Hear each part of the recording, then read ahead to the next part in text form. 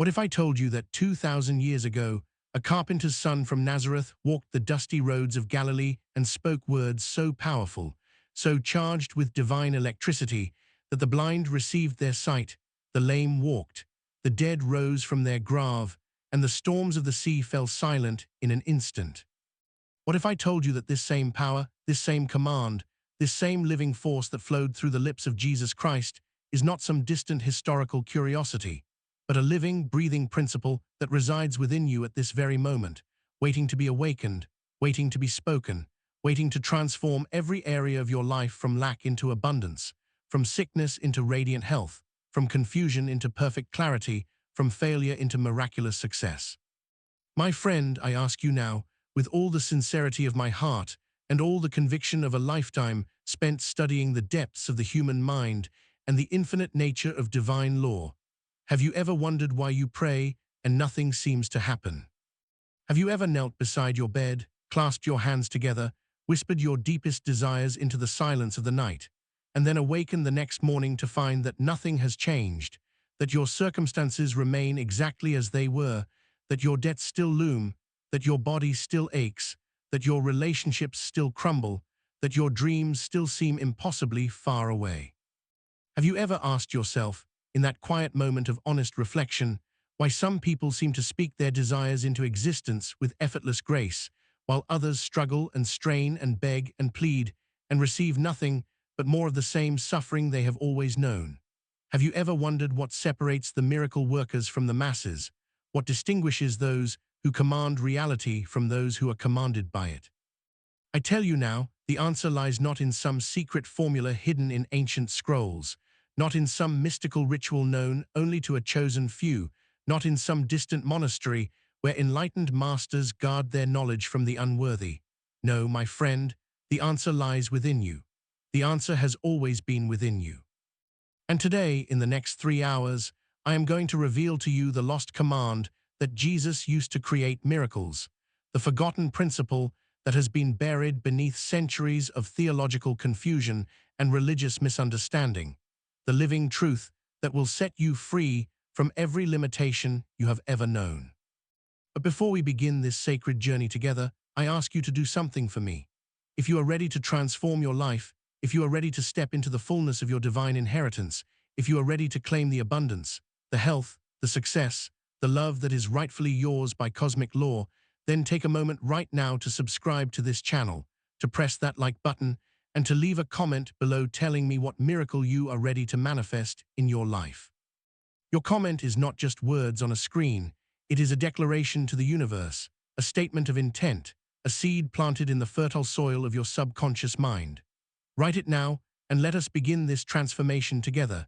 There is a power within you that is older than the mountains, deeper than the oceans, more vast than the endless expanse of stars that wheel through the night sky in their eternal dance of creation. This power existed before you were born into this physical form, and it will continue to exist long after the atoms of your body have returned to the cosmic dust from which they came. This power is not something you must acquire, not something you must earn, not something you must purchase or beg for or receive from some external authority. This power is the very essence of what you are, the fundamental reality of your being, the living presence of the infinite within the temple of your own consciousness. The ancients knew this power, the prophets spoke of it, the mystics experienced it in their moments of transcendent illumination.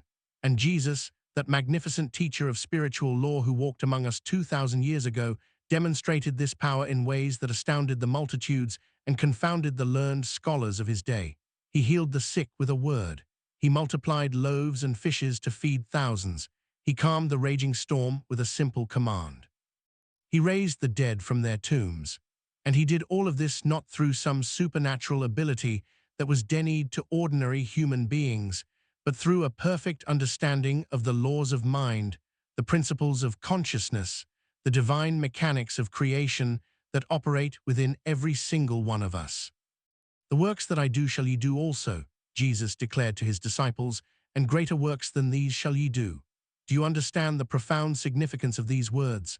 The greatest miracle worker the world has ever known looked at ordinary fishermen and tax collectors and told them that they would not only match his demonstrations of power, but exceed them. He was not speaking in metaphor. he was not engaging in poetic exaggeration. He was stating a precise spiritual fact, a literal truth about the nature of human consciousness and its relationship to the infinite creative power of the universe. And yet, for 2,000 years, the vast majority of those who have called themselves followers of Christ have failed to demonstrate even a fraction of the power he promised. They have built magnificent cathedrals. They have written elaborate theological treatises. They have established institutions of learning and charity and worship. But they have not healed the sick with a word. They have not turned water into wine. They have not commanded the elements to obey their will. They have not lived as the radiant beings of unlimited power that Jesus told them they were destined to become. Why has the promise remained unfulfilled? Why has the power remained dormant? Why have so many prayed so fervently for so long and received so little in return? The answer, my friend, lies in a fundamental misunderstanding about the nature of prayer, the nature of faith, the nature of the command that Jesus used to create his miracles. And this misunderstanding has been perpetuated by well-meaning but spiritually uninformed teachers for generation after generation, until the living truth has been buried beneath layer upon layer of doctrinal confusion and theological distortion. Let me tell you a story. Many years ago, when I was a young man seeking to understand the mysteries of the mind and the nature of spiritual power, I encountered a woman in one of my lectures who was in a state of terrible distress. She told me that her husband had been diagnosed with a condition that the doctors had declared incurable. She had prayed every day, she said, kneeling beside her bed in the early morning hours, begging God to heal her husband, pleading with the Almighty to intervene in their lives and restore his health. "I have prayed until I have no tears left," she told me, her voice trembling with exhaustion and despair. "I have prayed until my knees are bruised from kneeling. I have prayed until I do not know what more to say or how to say it, and yet nothing changes. My husband grows weaker every day. The doctors shake their heads, and I am beginning to wonder if God hears me at all." I looked at this woman with deep compassion, for I understood her suffering completely.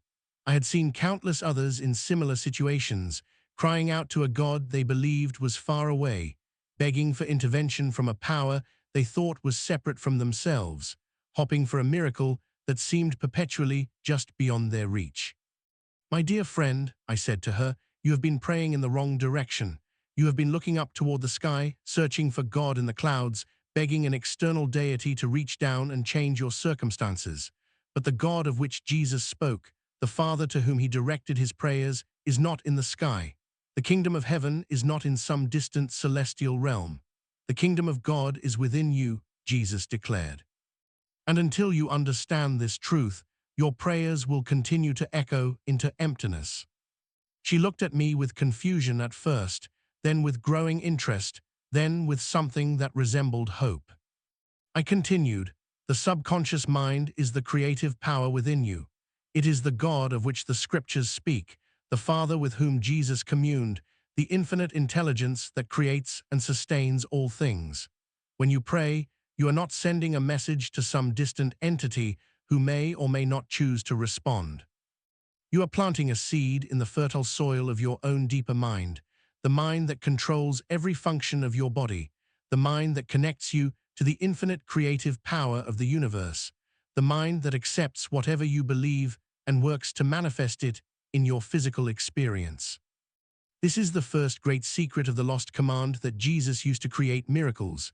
He understood with perfect clarity that the power of creation was not somewhere out there in the cosmos, but rather within the depths of his own consciousness. "I and my Father are one," he declared, "not separate, not distant, not divided by any gulf that must be bridged. One, unified, interpenetrated." The conscious mind of Jesus and the infinite creative power of the universe were joined in a seamless unity of purpose and understanding. And this same unity is available to you right now, in this very moment. You are not separate from the power that creates worlds. You are not isolated from the intelligence that guides the planets in their orbits and causes the flowers to bloom and the stars to burn with eternal fire.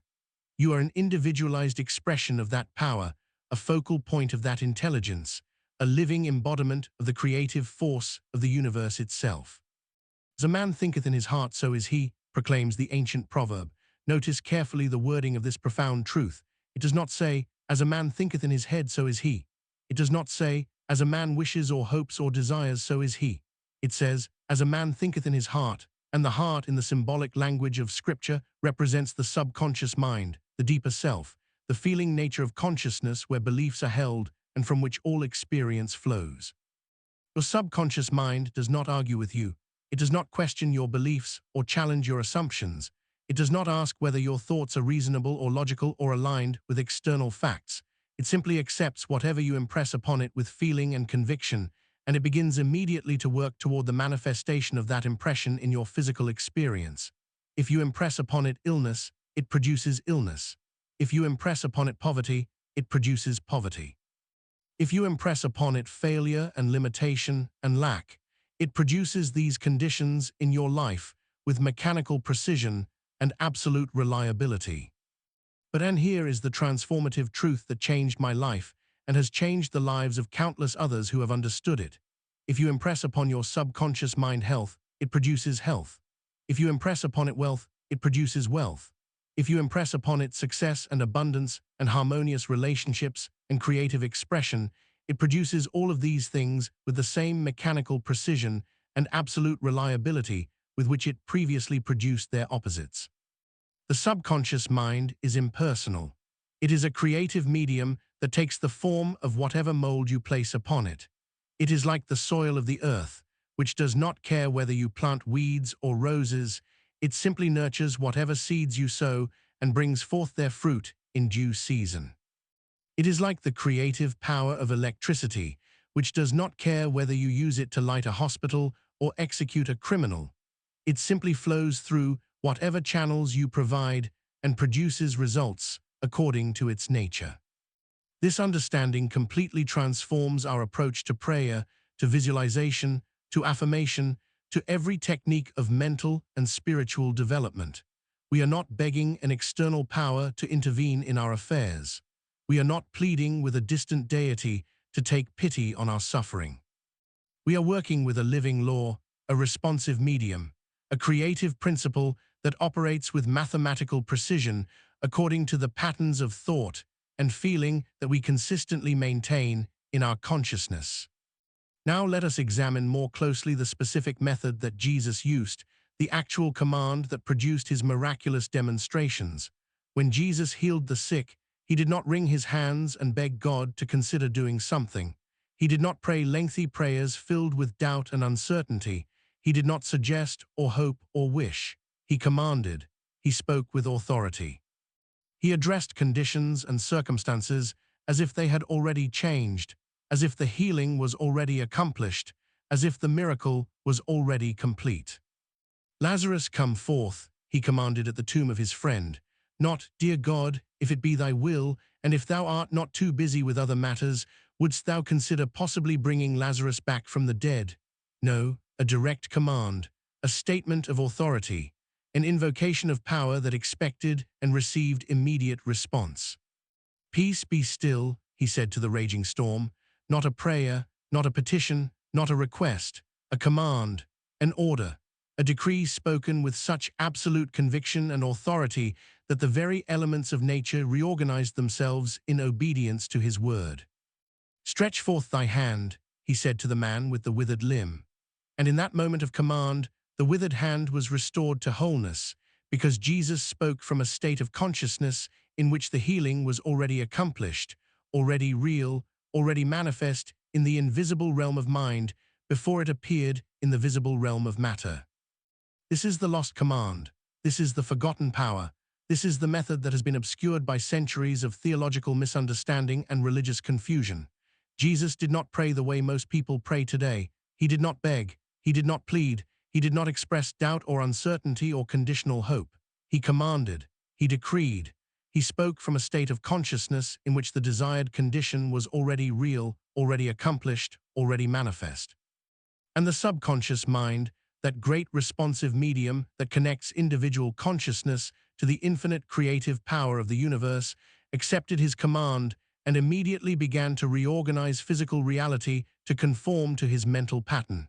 This is not magic. This is not supernatural. This is law. This is the way consciousness works. This is the nature of the relationship between mind and matter, between thought and manifestation, between the invisible realm of causes and the visible realm of effects. Florence Scovel Shinn, that wonderful teacher of metaphysical truth who illuminated so many minds in the early part of the last century, understood this principle perfectly.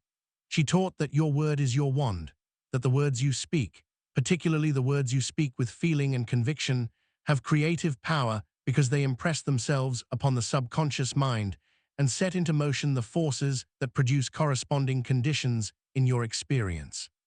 She told the story of a woman who was facing financial disaster, who had bills mounting and no apparent means to pay them, who was filled with fear and anxiety about her situation. Mrs. Shinn instructed her to make a decree, to speak a word of authority into her situation, to claim her good as already accomplished. The woman followed this instruction, declaring with conviction and feeling, "The infinite intelligence of my subconscious mind reveals to me the perfect solution to this problem. Divine abundance flows to me now in perfect ways." Within days, an unexpected source of income opened up. A debt that had been owed to her for years was suddenly repaid. Opportunities that had been invisible before became visible because the woman had changed her consciousness, had impressed a new pattern upon her subconscious mind, had spoken a command that restructured the invisible forces that determine the nature of physical experience. Neville Goddard, another magnificent teacher of the creative power of consciousness, expressed this same truth in his own unique way. He taught that imagination creates reality, that whatever you can imagine and feel to be true will eventually manifest in your physical experience, because imagination is the creative power of God operating within human consciousness. Neville often pointed to the scripture that declares, "I am the Lord, and there is none else, there is no God beside me." He understood that this I am is not some distant deity in the sky, but rather the fundamental consciousness of existence, the awareness that says, "I exist," within every human being, the creative power that takes form according to the images and feelings held in the imagination. When you say, "I am wealthy," you are not merely making a positive statement to counteract negative thoughts. You are activating the creative power of the universe itself, the same power that spoke the worlds into existence, the same power that said, "Let there be light," and there was light. The words I am are the name of God, the creative principle of existence, and whatever you attach to these words, you call into being. This understanding was also expressed by Napoleon Hill, who studied the minds of the most successful individuals of his generation and discovered that they all shared certain characteristics of thought and belief. Hill found that successful people think in terms of "I can" and "I will" and "I am." They do not allow doubt and fear and limitation to dominate their minds. They hold steadfast to their vision of success even when external circumstances seem to contradict it. They understand, consciously or unconsciously, that the mind is the creative force that shapes external conditions, and that whoever controls the mind controls the destiny. Hill spoke of the mastermind principle, the power that is generated when two or more minds work together in harmony toward a definite purpose. He understood that consciousness is not isolated, that minds connect and influence each other, that there is a field of intelligence that underlies all individual minds and can be accessed and directed through focused intention and unwavering belief.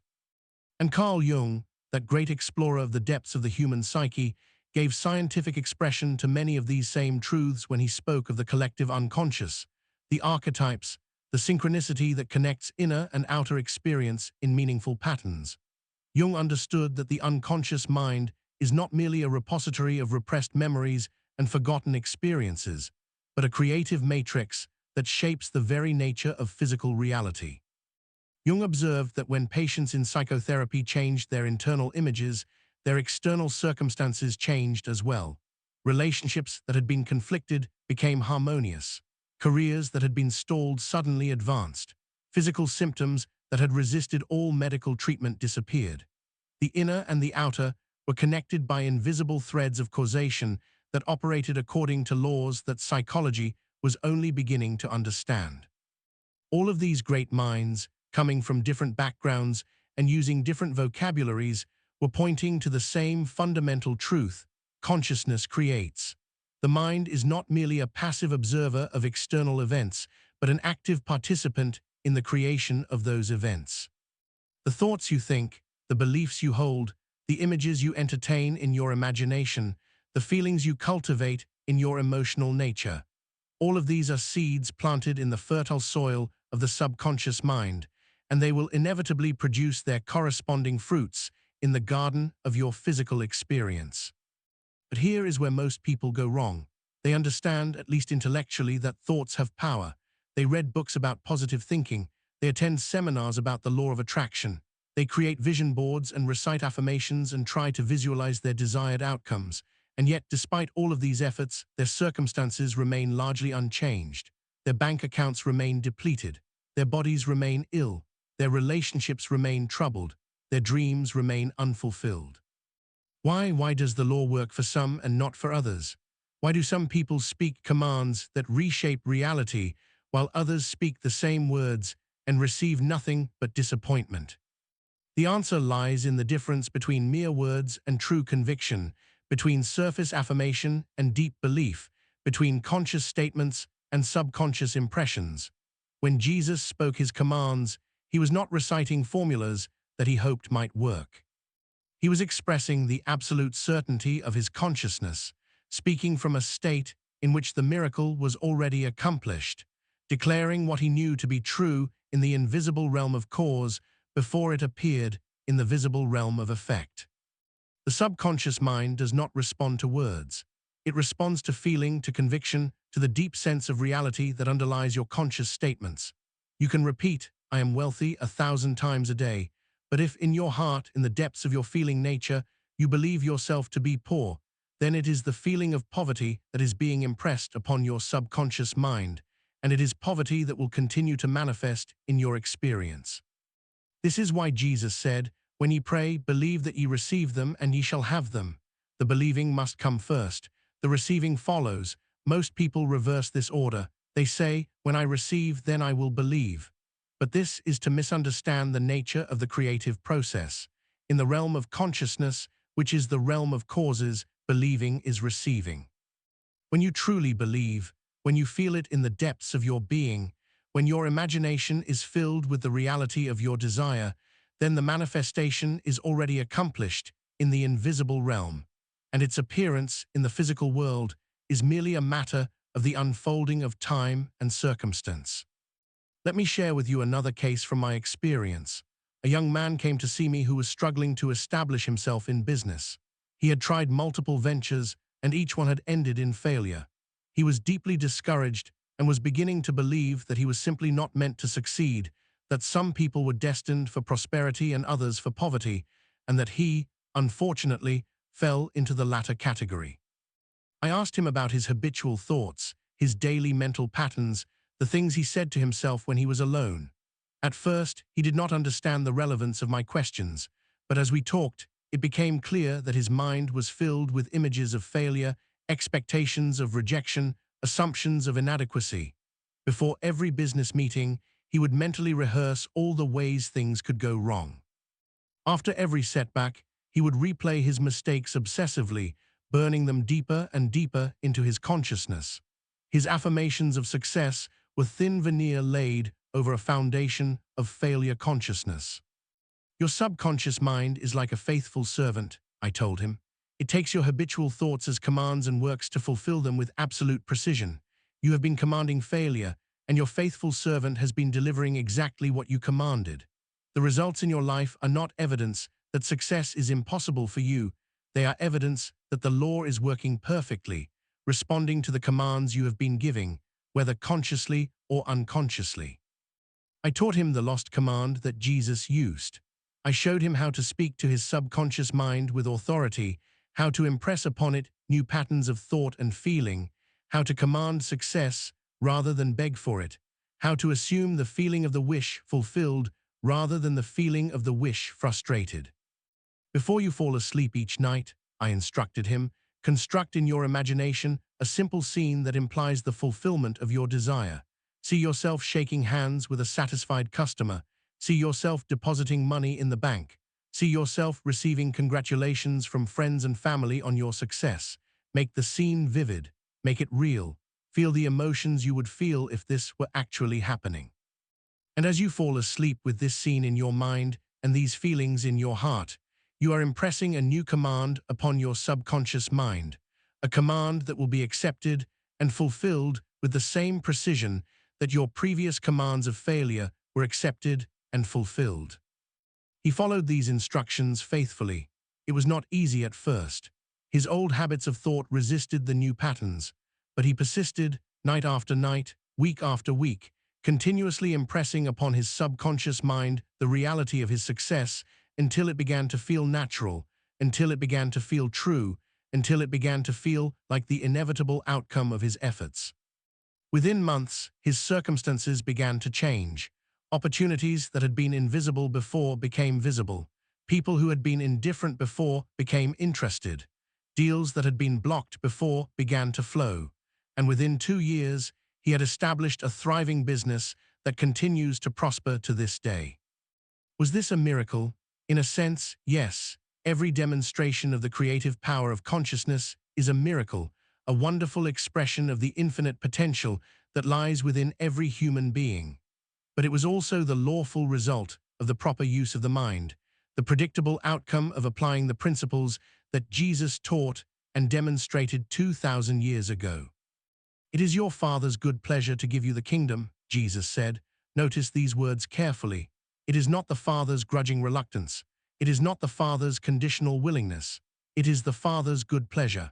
The infinite creative power of the universe delights in expressing itself through you, in bringing your desires to manifestation, in demonstrating its unlimited nature through the specific forms of your individual experience. But the Father, the subconscious mind, the creative power within, can only give you the kingdom that you are willing to receive.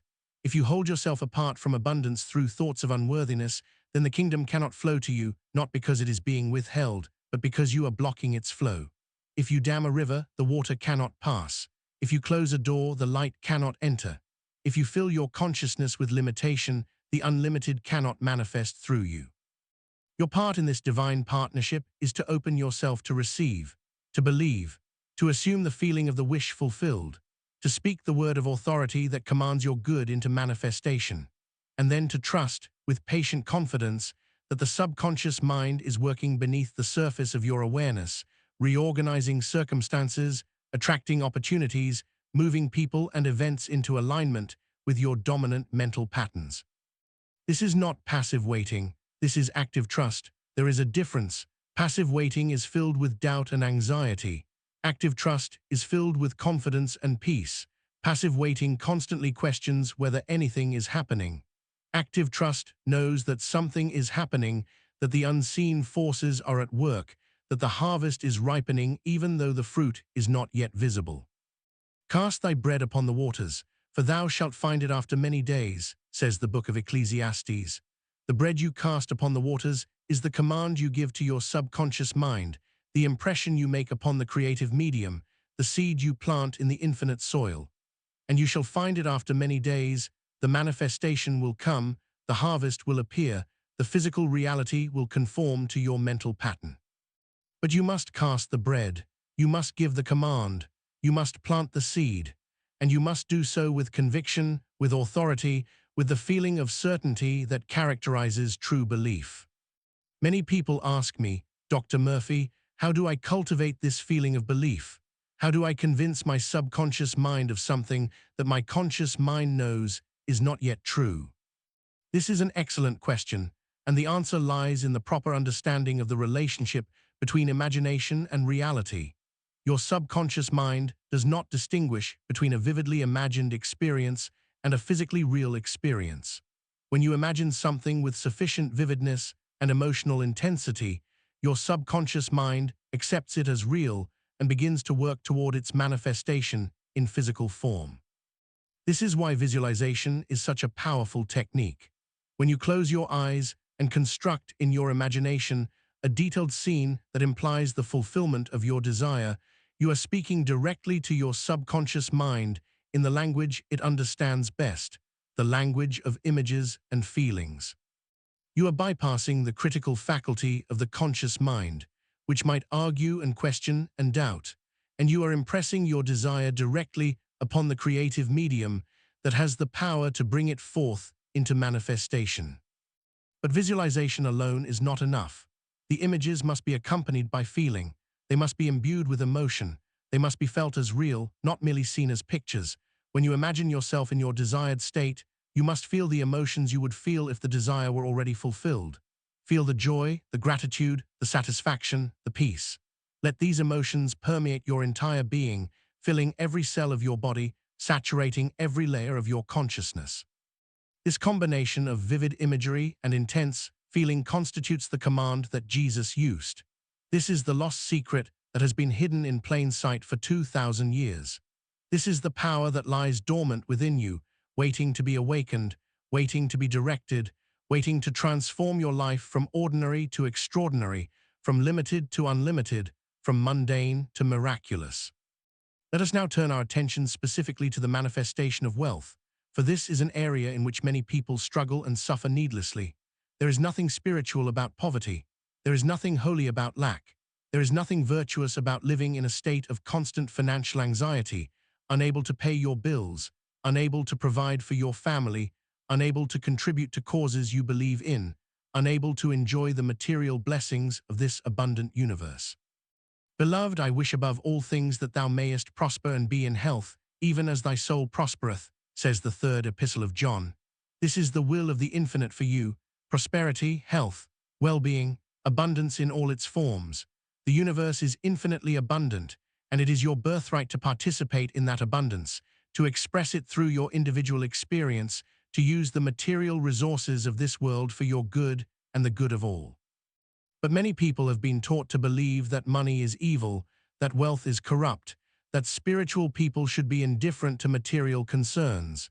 This teaching is a perversion of truth, a misunderstanding of Scripture, a distortion that has kept countless sincere seekers in bondage to lack and limitation. The love of money is the root of all evil, the Scripture declares, not money itself, not material abundance, not prosperity. The love of money, meaning the worship of money, the placing of money above all other values, the pursuit of money at the expense of integrity, compassion, and spiritual growth. This is what leads to evil. But money itself is simply a symbol of exchange, a tool for the distribution of goods and services, a form of energy that can be used for good or ill, depending on the consciousness of the one who wields it. Think about what money can do in the hands of a conscious, awakened, spiritually aligned individual. It can feed the hungry, it can house the homeless, it can educate the ignorant, it can heal the sick, it can support artistic and cultural endeavors that elevate the human spirit, it can fund research into the nature of reality and the improvement of human life. It can spread truth and light and beauty throughout the world. Is there anything evil in these uses? Is there anything unspiritual in desiring the means to accomplish such good? Of course not. The person who has more gives more. The person who has abundance can share that abundance. The person who is prosperous has the resources to make a real difference in the world. So release, once and for all, any guilt or shame you may have been taught to associate with the desire for wealth. Recognize that this desire is natural, healthy, and in alignment with the infinite abundance of the universe. You were not born to struggle and strain and suffer. You were born to thrive, to flourish, to express the unlimited nature of your divine source through every aspect of your human experience, including your finances. Now, having cleared away the mental obstacles that might block your receptivity to wealth, let us consider the specific techniques for impressing the subconscious mind with patterns of prosperity. First, recognize that wealth is a state of consciousness before it is a state of the bank account. The outer always reflects the inner.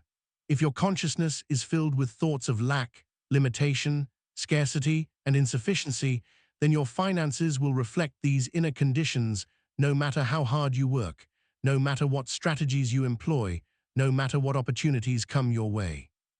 Conversely, if your consciousness is filled with thoughts of abundance, prosperity, generosity, and overflow, then your finances will eventually align with these inner conditions. The alignment may not be instantaneous. There is often a lag between inner change and outer manifestation, but it is inevitable. The law works with absolute precision.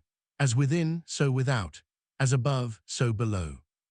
Second, begin to speak to your subconscious mind about wealth in the language of command rather than the language of supplication. Do not beg for money. Do not plead for abundance.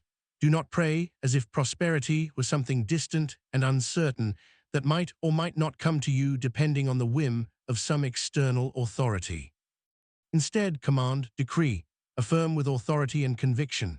Say to yourself with feeling, wealth flows to me in avalanches of abundance under grace in perfect ways. Say, I am a magnet for prosperity. Money comes to me easily and effortlessly from multiple sources. Say, the infinite intelligence of my subconscious mind reveals to me all that I need to know to prosper financially. Right ideas come to me at the right time, and I act upon them with confidence and success. These are not magic formulas that work regardless of your inner state. They are tools for impressing your subconscious mind with new patterns, for redirecting the creative power within toward prosperity rather than poverty.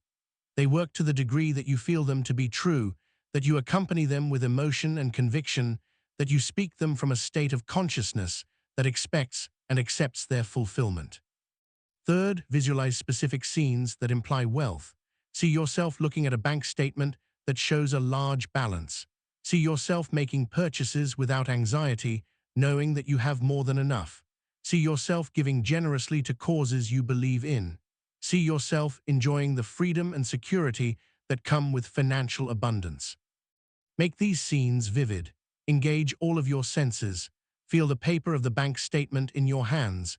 Hear the sounds of the prosperous environment you inhabit. Smell the new leather of the fine automobile you drive. Taste the delicious food you enjoy at the excellent restaurant. Touch the smooth fabric of the beautiful clothes you wear. The more real you make these scenes in your imagination, the more powerfully they impress themselves upon your subconscious mind, and the more quickly they manifest in your physical experience. Fourth, cultivate an attitude of gratitude for the wealth you already have. Whatever your current financial situation, there is something to be grateful for. Perhaps it is the roof over your head, however modest. Perhaps it is the food on your table, however simple. Perhaps it is the ability to walk, to see, to hear, to think, to love, all of which are forms of wealth beyond any price. Gratitude is a powerful, attracting force. It opens the channels through which more good can flow to you. It aligns your consciousness with abundance rather than lack. It shifts your attention from what is missing to what is present, and whatever you give attention to, you attract more of.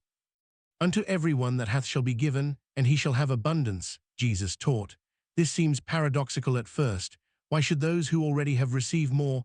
But Jesus was speaking of a law of consciousness, not a moral judgment. Those who have a consciousness of abundance attract more abundance.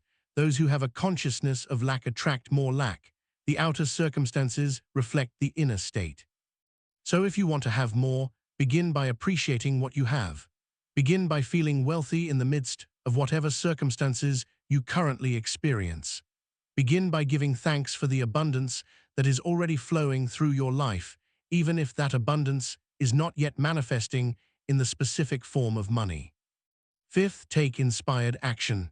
The subconscious mind works through your actions as well as through external circumstances. It will bring you ideas, insights, and opportunities, but you must act upon them. You must move your feet. You must do your part in the divine partnership. This is not contradictory to the principle of trust I spoke of earlier. You trust and you act. You believe and you work. You know that the infinite intelligence is guiding you, and you follow that guidance with confidence and enthusiasm. The farmer plants the seed, trusts the soil and sun and rain to do their work, and also goes out to cultivate the field, to water the crops, to harvest when the time is right. There is no conflict between trust and action. They are two aspects of one harmonious movement. Let me tell you of a woman who applied these principles and transformed her financial life completely. She came to me as a widow in her 60s, living on a small pension that barely covered her expenses. She had no savings, no investments, no apparent way to improve her situation, and yet she was not a person given to despair. She had a spark of faith within her, a sense that life could be different, a willingness to try what I was teaching. I instructed her in the technique of imaginal creation. Each night, before sleep, she was to imagine a scene that implied financial security. She chose to imagine herself sitting at her kitchen table, opening her bills without any anxiety, paying them all with money left over, feeling a sense of ease and abundance that she had not felt in years. At first, it was difficult. Her mind wanted to remind her of all the reasons this scene was impossible. But she persisted, gently bringing her attention back to the imagined scene, filling it with feeling, making it as real as possible, and then drifting off to sleep with this image in her consciousness. Within weeks, something began to shift. A relative she had not heard from in years contacted her and offered her a sum of money that had been owed to her late husband's estate. A neighbor asked if she would be willing to watch her children after school, offering a modest but welcome additional income. An opportunity arose to sell some items she no longer needed for far more than she had expected. None of these events, taken individually, was miraculous in the conventional sense. But their timing, their convergence, their perfect alignment with her inner work revealed the hand of the invisible power that was responding to her command, her decree, her imaginal act of faith. Within a year, her financial situation had completely transformed. She was no longer living in anxiety and scarcity, but in comfort and abundance. And the key to this transformation was not external, it was the internal shift in consciousness that preceded and produced the external changes. This same transformation is available to you, right now, in this moment. The power that worked for this woman is the same power that dwells within you. The law that responded to her command is the same law that will respond to yours. The infinite intelligence that guided her steps is the same intelligence that is ready to guide yours. But you must claim it. You must command it. You must speak the word of authority that activates the creative power within. You must believe, with feeling and conviction, that your desire is already accomplished in the invisible realm of cause, even before it manifests in the visible realm of effect. This is the lost command that Jesus used to create miracles. This is the forgotten power that lies within you. This is the truth that will set you free from every limitation you have ever known. And as we come to the close of this first portion of our journey together, I want to leave you with this thought. You are not separate from the power that creates worlds. You are not isolated from the intelligence that sustains the universe. You are an individualized expression of the infinite, a focal point of divine creativity, a living embodiment of the same power that flowed through Jesus and produced his demonstrations of miraculous command. This power is within you now.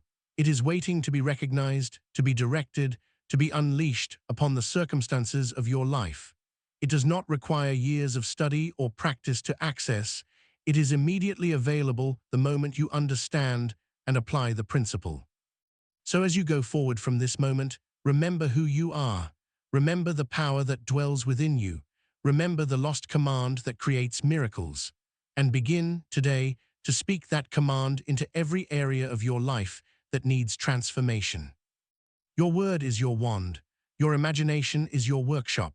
Your subconscious mind is your faithful servant. And the infinite intelligence of the universe is your partner, your ally, your source, ready to flow through you in ways that will amaze and delight you beyond anything you have previously imagined.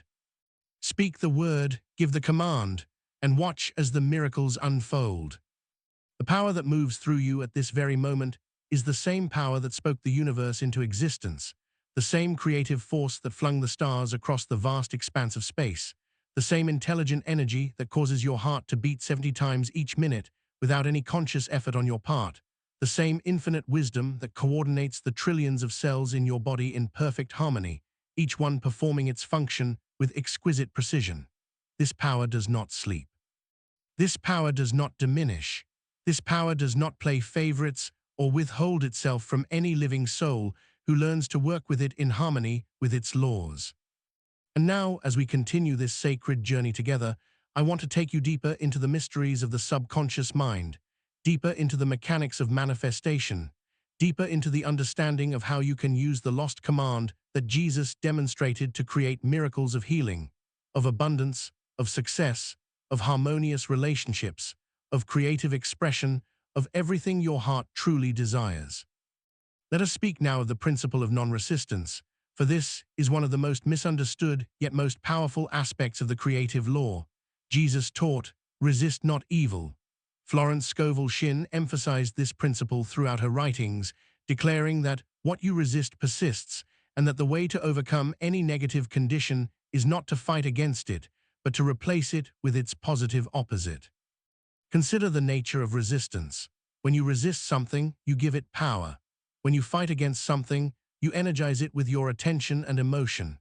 When you struggle against a condition you do not want, you are actually impressing that condition more deeply upon your subconscious mind, because the subconscious responds to feeling, and the feeling of struggle is intimately connected with the very thing you are struggling against. I once counseled a man who was in constant conflict with his employer. Every day he went to work filled with resentment, replaying in his mind all the injustices he had suffered, all the ways he had been overlooked and undervalued, all the reasons he had to be angry. He came to me asking how he could use the power of his mind to get revenge upon this employer, to bring about his downfall, to see him suffer as he himself had suffered. I explained to him that the mind is creative, not destructive in the way he imagined. If he focused his mental energy on bringing harm to another, he would only bring harm to himself, because the subconscious mind does not recognize the difference between self and other. Whatever you wish for another, you wish for yourself. Whatever you send out in thought and feeling returns to you multiplied. This is the law of cause and effect operating in the mental realm with the same precision that it operates in the physical realm. But how then am I to improve my situation, he asked. Am I simply to accept injustice and do nothing? I told him that non-resistance is not passive acceptance. It is not weak submission. It is not lying down and allowing yourself to be trampled. Non-resistance is the redirection of energy from fighting against what you do not want toward creating what you do want. It is the withdrawal of attention and emotion from the negative condition and the investment of that same attention and emotion in the positive outcome you desire. Instead of spending his mental energy resenting his employer, I instructed him to spend that same energy visualizing the perfect work situation, the ideal position where his talents would be recognized and rewarded, the harmonious environment where he would thrive and prosper. I told him to stop rehearsing grievances and start rehearsing success. I told him to stop arguing with what was and start imagining what could be. He followed this instruction, though at first it seemed counterintuitive to him. His habitual pattern was to fight, to resist, to push back against the conditions he did not like, but he trusted the principle and applied it consistently. Within 3 months, an opportunity arose at a different company, an opportunity that seemed to appear out of nowhere, that offered him everything he had been visualizing: a position of greater responsibility, a significant increase in salary, colleagues who appreciated his contributions, and a work environment that was harmonious and supportive. He had not destroyed his former employer. He had not gained revenge. He had done something far better. He had created a new reality for himself by changing his mental pattern from resistance to creation. This is the way of the master. This is the lost command applied to the circumstances of daily life. You do not fight against darkness, you turn on the light. You do not struggle against poverty, you cultivate the consciousness of wealth.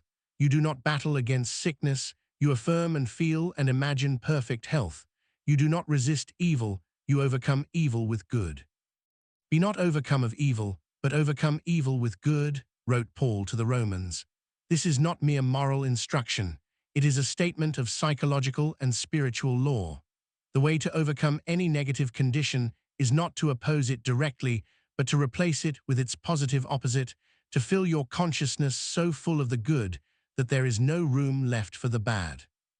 Now let us consider the principle of assumption, which Neville Goddard taught with such clarity and power. Neville understood that the feeling of the wish fulfilled is the secret of successful manifestation. It is not enough to wish for something. It is not enough to hope for something. It is not enough even to believe that something is possible. You must assume the feeling of the wish already fulfilled, the feeling of already having what you desire, the feeling of already being the person you wish to become. This assumption is not pretense. It is not self-deception. It is the recognition that in the realm of consciousness, where all creation begins, your desire is already a reality. The moment you conceive a desire, that desire already exists in the infinite field of possibility. Your task is not to create it from nothing, but to accept it as already yours, to feel it as already real, to live from the end rather than toward the end. Neville often told the story of his own experience of manifesting a trip to Barbados when he had no money and no apparent means to make such a journey. He was a young man in New York, working as a dancer, barely able to pay his rent, let alone purchase passage to a distant island. But he desired to visit his family in Barbados, and he applied the principle of assumption with unwavering consistency. Each night before falling asleep, he would imagine himself lying in his bed in his father's house in Barbados. He would smell the familiar scents of that tropical island. He would hear the sounds of his family moving about the house. He would feel the texture of the sheets on his father's guest bed. He would assume, completely and without reservation, that he was already there, that the journey had already been made, that his desire was already fulfilled. He did not know how the manifestation would come. He did not try to figure out the means by which the infinite intelligence would arrange his travel. He simply maintained the assumption, night after night, falling asleep in the feeling of the wish fulfilled. Within a short time, his brother contacted him with an unexpected offer. There was an opportunity for him to travel to Barbados at no expense to himself, an opportunity that had not existed when he began his imaginal work, an opportunity that arose precisely because he had impressed upon his subconscious mind the reality of his desire already accomplished. This is not coincidence. This is law. This is the way consciousness creates. The subconscious mind, having accepted the impression of the desire already fulfilled, begins immediately to arrange circumstances, to influence events, to draw together people and opportunities that will bring about the physical manifestation of the mental image. You do not need to know how. You do not need to see the path. You do not need to understand the means by which your good will come to you. Your only task is to assume the end, to feel the wish fulfilled, to maintain the state of consciousness that corresponds to having what you desire rather than wanting what you desire. There is a profound difference between having and wanting. When you want something, you are in a state of lack, a state of not having, a state that implies separation from your good. And the subconscious mind, responding to this state of lack, produces more experiences of lack, more circumstances that correspond to not having. But when you assume that you already have what you desire, when you feel the feelings of possession rather than the feelings of want, you are in a state of abundance, a state of fulfillment, a state that implies union with your good. And the subconscious mind, responding to this state of abundance, produces more experiences of abundance, more circumstances that correspond to already having. This is why Jesus said, "Therefore I say unto you, what things soever ye desire, when ye pray, believe that ye receive them, and ye shall have them." Believe that ye receive them, not believe that you will receive them someday in the future, not believe that you might possibly receive them if conditions are favorable. Believe that ye receive them, present tense, already accomplished, already yours. This belief, this assumption, this feeling of the wish fulfilled, is the lost command. This is the mental and emotional state from which Jesus spoke when he healed the sick, when he calmed the storm, when he multiplied the loaves and fishes. He was not hopping for a miracle. He was not requesting a miracle. He was speaking from the consciousness of the miracle already accomplished, declaring what was already true in the realm of spirit even before it manifested in the realm of matter. And you can do the same, right now, in this moment. Whatever you desire, begin to assume its fulfillment. Begin to feel the feelings you would feel if your desire were already manifest. Begin to see what you would see, hear what you would hear, touch what you would touch in the state of your desire already fulfilled. Live from the end, not toward the end. And watch as the infinite intelligence of your subconscious mind arranges the circumstances of your life to match your inner assumption.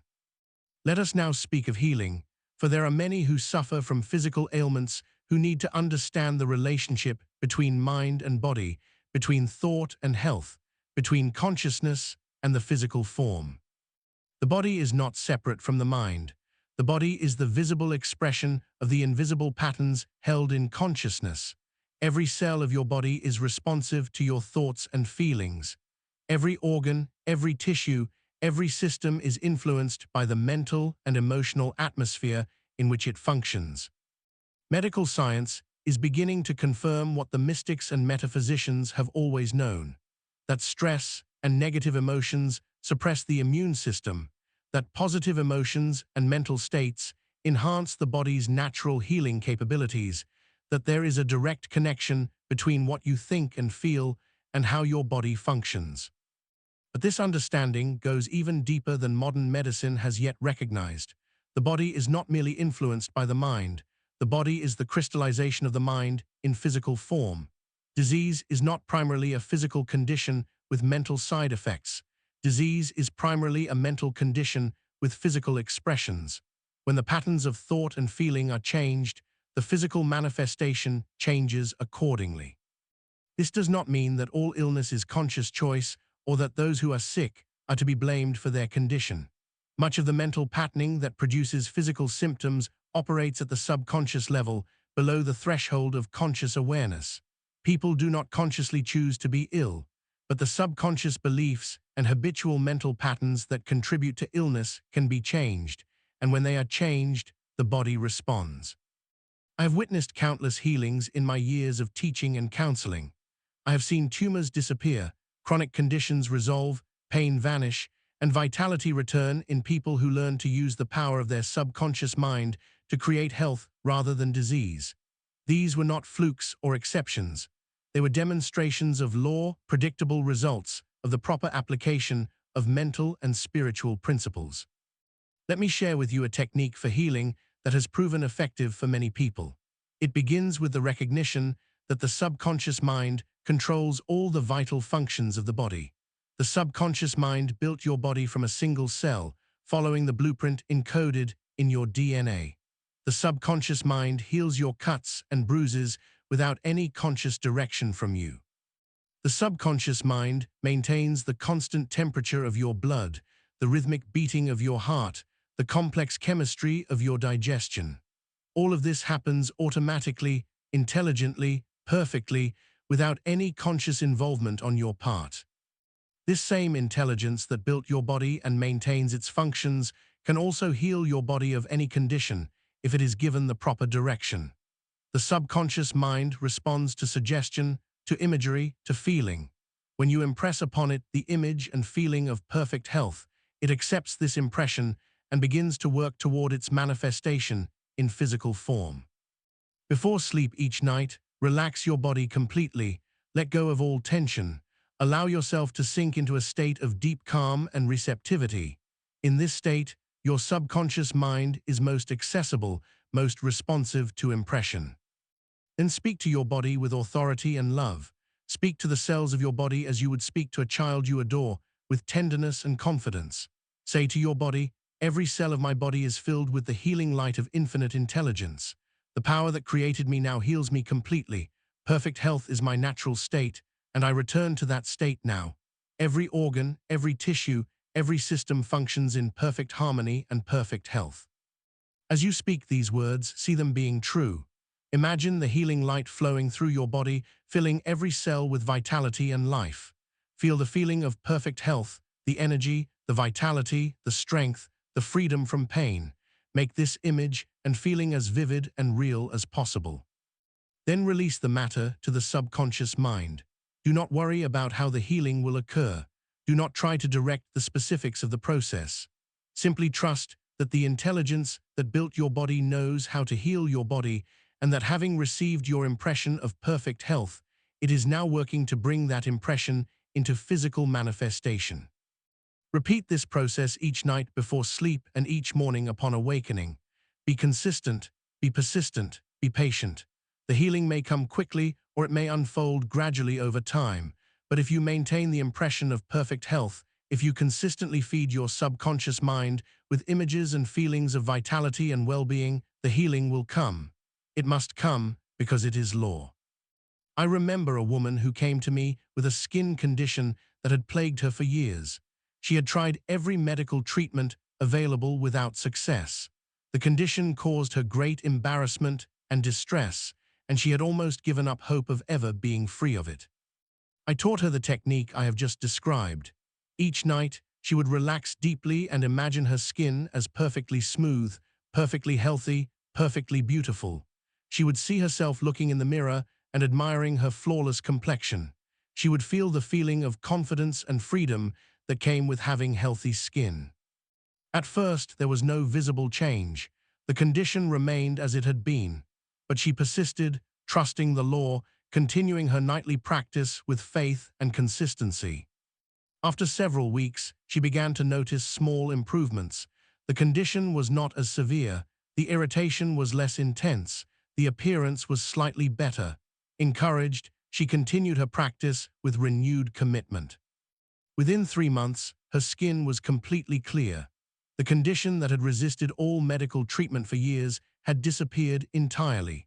Her doctor was astonished, but she understood that the healing had come not from any external intervention, but from within, from the subconscious mind that had accepted her impression of perfect health and had brought that impression into physical manifestation. This same healing power is within you.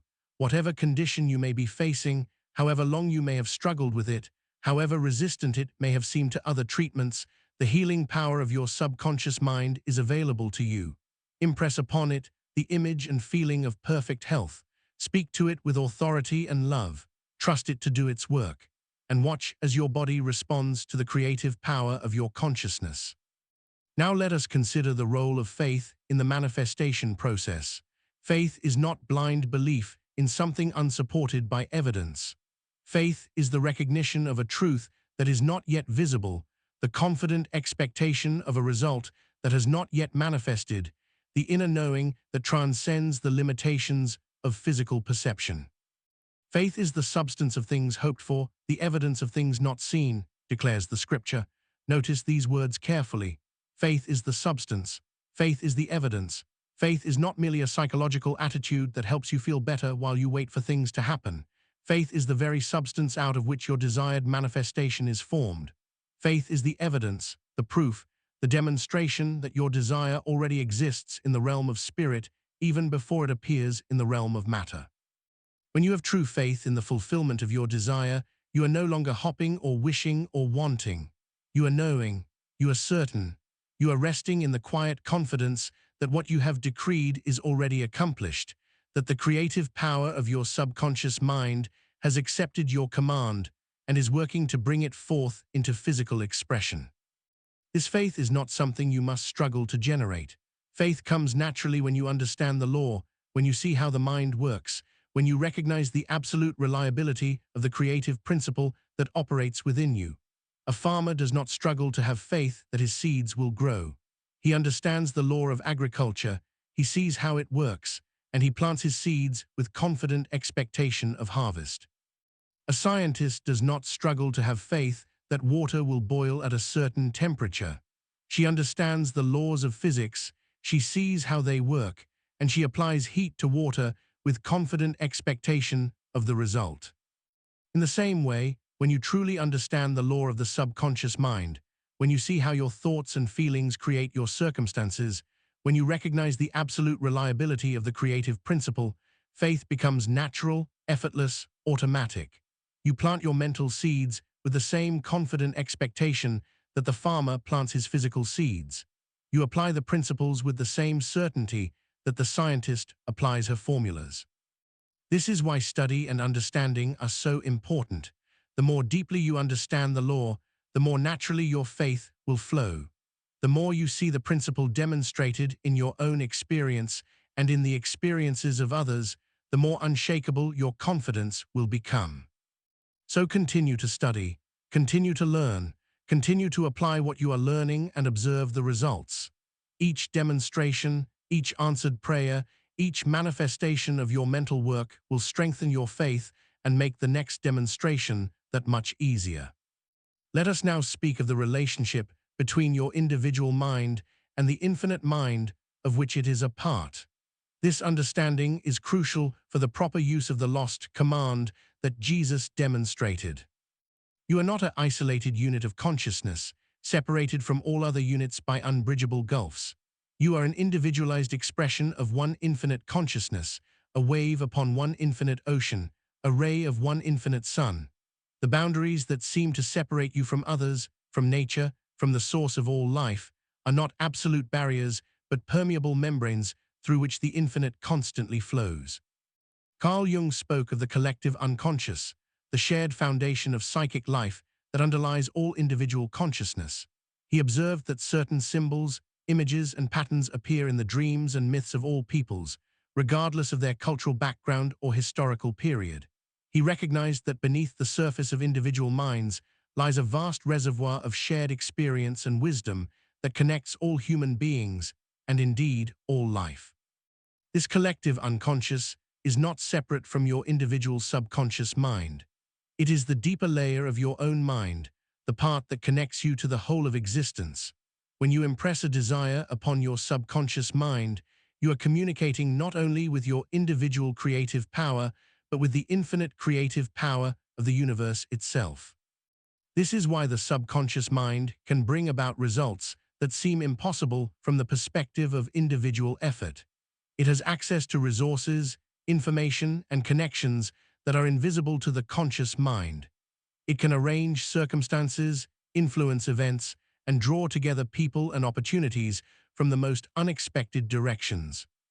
It operates in a realm where the limitations of time and space do not apply, where the boundaries that seem so solid in physical reality become fluid and permeable. When you give a command to your subconscious mind, you are speaking to the infinite. When you impress an image upon your deeper consciousness, you are planting a seed in the cosmic soil. When you feel the feeling of your wish fulfilled, you are vibrating in harmony with the creative power that sustains all existence. This understanding transforms your approach to manifestation. You are not a limited individual trying to manipulate external circumstances through the power of positive thinking. You are an expression of the infinite, working in conscious cooperation with the creative power that underlies all reality. You are not pushing against the universe, you are flowing with it. You are not forcing things to happen, you are allowing them to happen through you. This is the meaning of the scriptural phrase, "Thy will be done." Many people misunderstand this phrase as a statement of passive resignation, a giving up of personal desire in favor of some external divine will.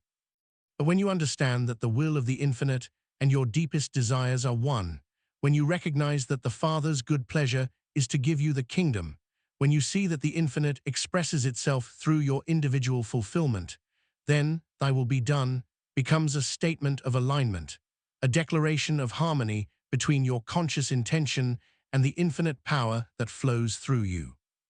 When Jesus prayed, "Not my will, but thine be done," he was not abandoning his own desires. He was affirming that his conscious will was aligned with the infinite will, that his human intention was in harmony with divine purpose, that there was no conflict between what he wanted and what the universe wanted. He was speaking from the unity of consciousness that he called, "I and my Father are one." And this same unity is available to you. When your desires arise from the depths of your being, when they are in harmony with your true nature and the well-being of all, when they are aligned with the infinite flow of creative energy that moves through all life, then there is no resistance, no obstacle, no barrier to their fulfillment. The entire universe conspires to bring them into manifestation.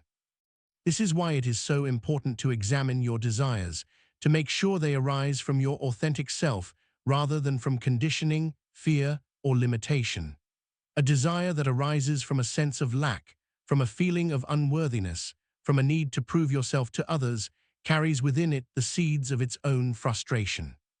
But a desire that arises from the natural overflow of your being, from the joy of creation, from the love of life and the celebration of existence, carries within it the power of the infinite and manifests with grace and ease. Ask yourself, does this desire feel expansive or contractive? Does it bring a sense of joy and excitement, or sense of anxiety and grasping? Does it arise from love or from fear? Does it align with your deepest values and your highest vision of who you are? The answers to these questions will tell you much about the nature of your desire and its alignment with the infinite will. When you find a desire that is truly aligned, that arises from the depths of your being, that feels right in a way that goes beyond rational calculation, then give yourself fully to it. Impress it upon your subconscious mind with complete conviction. Feel the feeling of its fulfillment with total engagement. Speak the command with absolute authority, and trust the infinite to bring it forth in ways that exceed your conscious understanding and surpass your limited expectations. Now let us speak of divine timing, for this is an area where many people become confused and discouraged. They apply the principles I have been teaching. They impress their desires upon the subconscious mind. They feel the feeling of the wish fulfilled. They speak the command with authority, and then they wait, and nothing seems to happen, and they begin to doubt whether the law really works. Let me tell you, the law always works. The subconscious mind always responds to your impressions. The creative power always moves toward the manifestation of your dominant mental patterns. But there is a timing to all things, a season for planting and a season for harvest, a divine order in the unfolding of manifestation that transcends the impatience of the conscious mind. To everything there is a season and a time to every purpose under the heaven, says Ecclesiastes. This is not mere poetic expression. It is a statement of spiritual law. There is a time for every purpose. There is a season for every manifestation. The seed does not become a tree overnight. The acorn contains within it the mighty oak, but the oak must unfold in its own time, in its own way, according to the law of its own nature. When you plant a seed in the ground, you do not dig it up every day to see if it is growing. You trust the process. You know that the seed has within it the pattern of its own unfolding, and that given the right conditions of soil and sun and water, it will inevitably grow into its full expression. You do not hurry it. You do not force it. You cooperate with it and allow it to develop according to its own inner timing. The same patience and trust are required in mental and spiritual manifestation.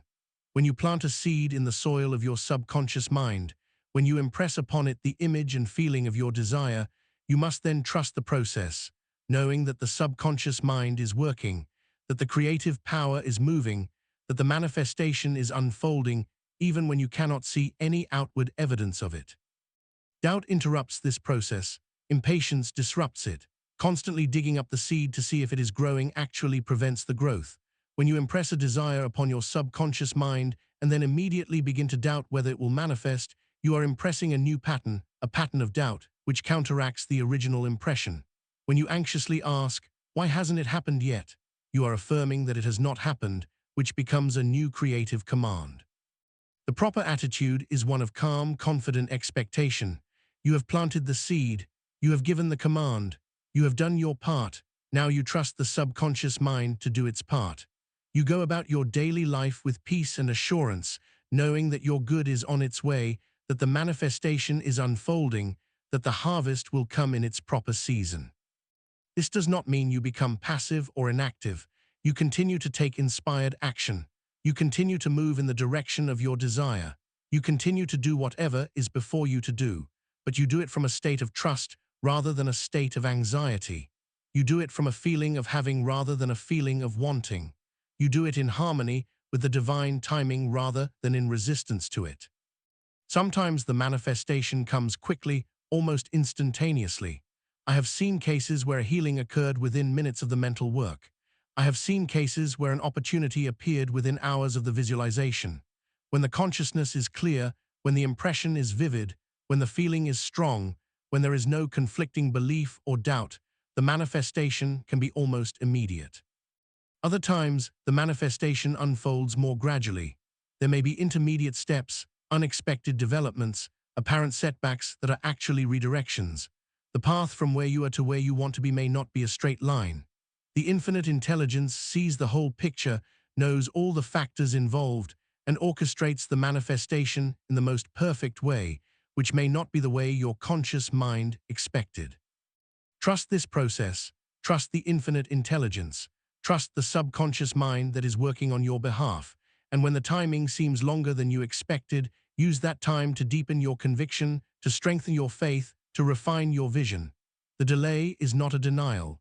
It is an opportunity for growth, for preparation, for the development of the consciousness that will receive and sustain the manifestation when it comes. Let me share with you the story of a man who learned this lesson about divine timing in a profound way.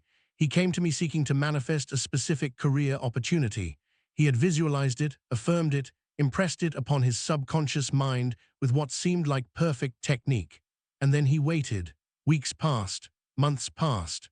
The opportunity did not appear. He became discouraged. He began to doubt the law. He wondered if he had done something wrong, if there was some hidden block he was not aware of, if perhaps the law did not work for him the way it worked for others. I counseled him to be patient, to trust the process, to continue his mental work without attachment to specific timing. I told him that the infinite intelligence was working in ways he could not see, arranging circumstances, preparing the way, bringing together all the elements that would be necessary for the full and complete manifestation of his desire. He found this difficult to accept. His conscious mind wanted results now, wanted evidence now, wanted confirmation now that his efforts were not in vain. But he trusted my guidance and continued his practice, refining his visualization, deepening his feeling of the wish fulfilled, letting go of his attachment to specific timing. A full year passed before the opportunity appeared, but when it did, it was far greater than anything he had originally imagined. It was not the position he had specifically visualized, but something much more aligned with his true nature and his highest potential. The year of waiting had not been wasted time. During that year, he had grown, developed new skills, made connections, and shifted his consciousness in ways that prepared him for this greater opportunity. If the original opportunity had manifested immediately, he would not have been ready for it, and it would not have been as fulfilling or as successful as what actually came. He understood then that the infinite intelligence had been working all along, not just to bring about the manifestation of his desire, but to bring about the manifestation of something even greater, something more perfectly aligned with his true purpose. The apparent delay had been divine wisdom in disguise. This is often the case. When manifestations seem delayed, they are often being upgraded, expanded, refined into something more perfect than we originally envisioned. The infinite intelligence sees possibilities we cannot see.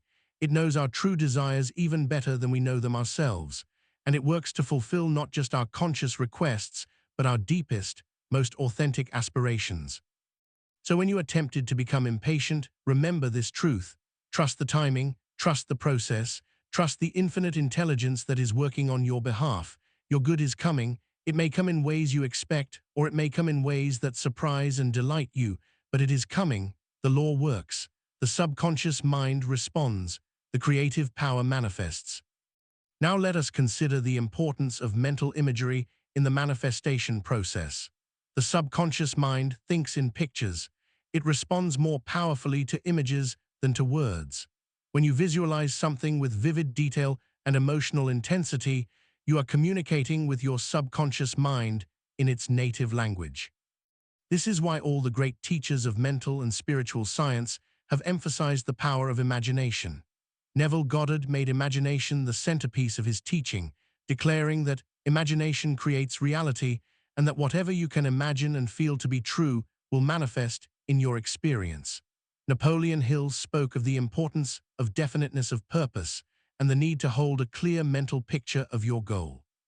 Florence Scovel Shinn taught that your word is your wand, and that the images held in mind determine the conditions of life. When you visualize your desire, make the image as vivid and detailed as possible. Do not visualize in vague, general terms. See the specific details. If you are visualizing a new home, see the rooms, the furniture, the view from the windows, the garden, the neighborhood. See yourself moving through this home, living in it, enjoying it. Engage all of your senses. What do you see? What do you hear? What do you smell? What do you touch? What do you taste? The more real you make the visualization, the more powerfully it impresses itself upon your subconscious mind. Remember, the subconscious does not distinguish between a vividly imagined experience and a physical experience. When you visualize with full sensory engagement and emotional intensity, your subconscious accepts the visualization as real and begins to work toward its manifestation. But do not stop at visualization alone. Feel the feelings associated with your visualization. What emotions would you experience if your desire were already fulfilled? Joy, gratitude, peace, excitement, pride, love. Allow yourself to feel these emotions fully as you visualize. Let them permeate your entire being. This combination of vivid imagery and intense feeling is the key to powerful manifestation. Image plus feeling equals manifestation. The image provides the pattern, the blueprint, the mold. The feeling provides the energy, the power, the creative force. Together, they form the command that activates the subconscious mind and sets the law of manifestation in motion. Many people visualize without feeling, and they wonder why their visualizations do not manifest. They see the images in their mind, but they do not feel them in their body. They observe the scene, but they do not participate in it emotionally. This kind of visualization is weak, powerless, ineffective. To visualize effectively, you must enter into the scene. You must become the person in the visualization who already has what you desire. You must feel from the inside what it is like to be that person, to live that life, to have that experience. This is not observing from the outside, it is living from the inside. Practice this distinction. Notice whether you are seeing yourself in the visualization as if watching a movie, or whether you are seeing from your own eyes as if actually living the experience. The first is dissociated visualization.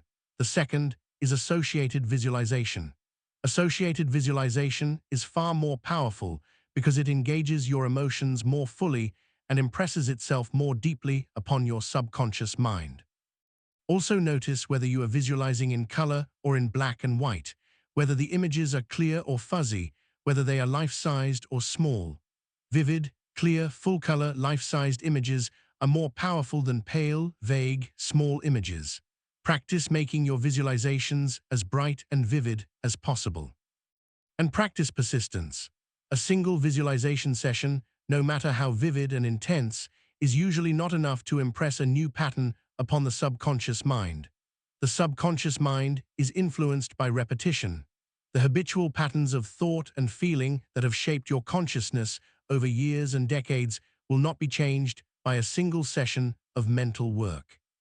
You must repeat your visualizations day after day, impressing the new pattern again and again until it becomes dominant, until it replaces the old pattern, until it becomes the natural expression of your consciousness.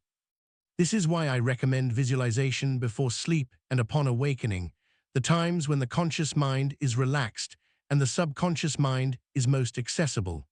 These are the times when your impressions are most powerful, when the doorway between conscious and subconscious is most open, when the seeds you plant take root most easily.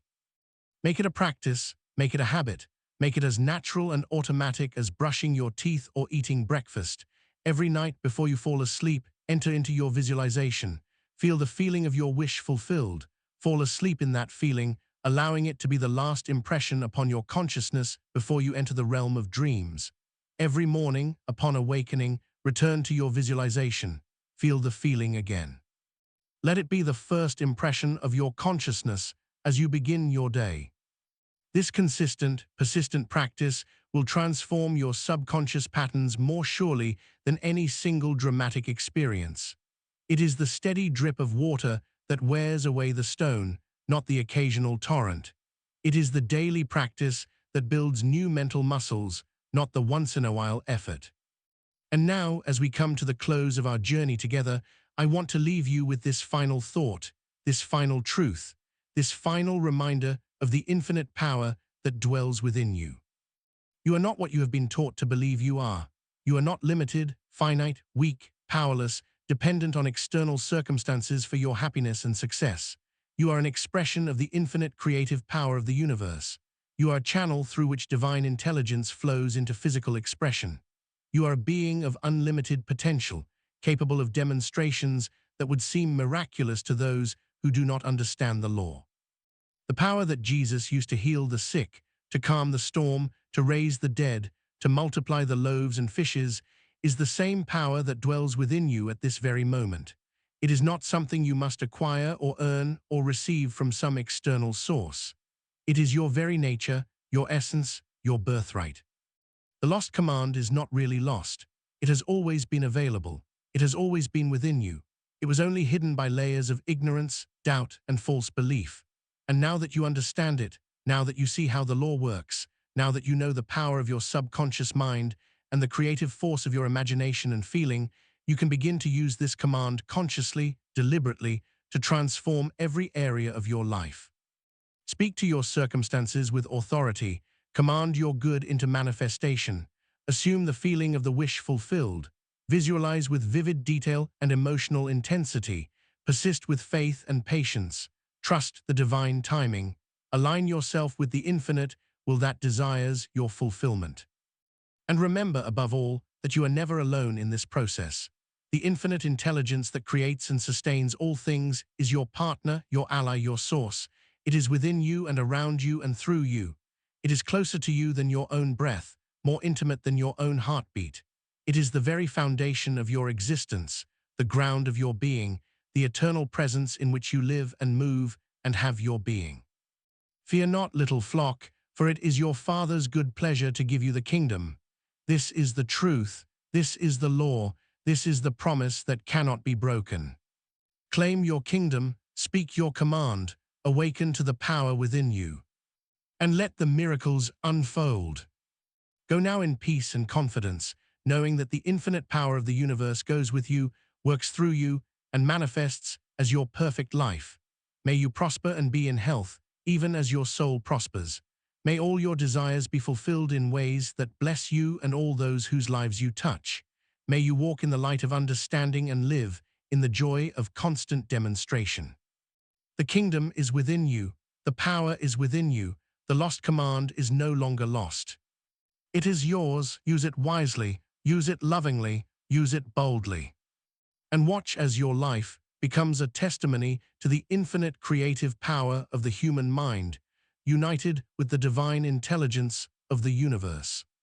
So be it, and so it is.